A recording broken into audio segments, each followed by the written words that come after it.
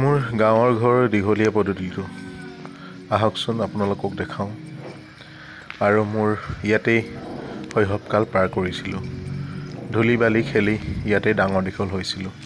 আৰু এতিয়া মই কৰ্মসূত্ৰে বেলেগ ঠাইত থাকিবলগীয়া হৈছে। এতিয়া মোৰ ঘৰখন উকাকৈ আছে, উকাকৈ পৰি আছে।